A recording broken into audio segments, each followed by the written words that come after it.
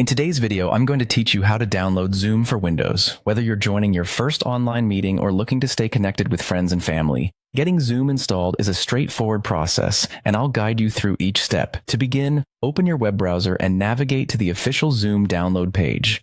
You can simply type Zoom Download in the search engine to find the page directly. Once you've arrived at the correct site, you'll see various download options, but don't worry, we're just focusing on the Zoom desktop client today. Next, locate the section that says Zoom Desktop Client and look for the Download button. Go ahead and click that button. What's happening here is that you're downloading the Zoom software package that will allow you to install the application on your computer. Depending on your internet speed, this might take a few moments, so be patient while the file downloads. Once the download is complete, you'll need to double-click the downloaded file. This file typically lands in your computer's default download folder.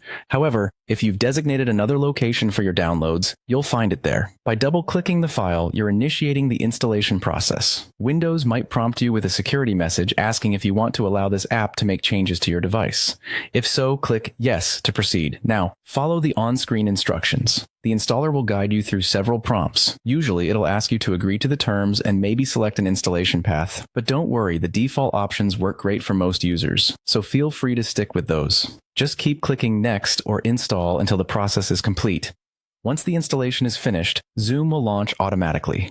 If it doesn't, you can find the Zoom icon either on your desktop or in the Start menu. Click on it to open Zoom. Finally, to start using Zoom, sign in with your Zoom account. If you don't have an account yet, you'll have the option to create one. Otherwise, input your login credentials and you're good to go. You can now join meetings, host them, or explore Zoom's features that make remote communication so effective.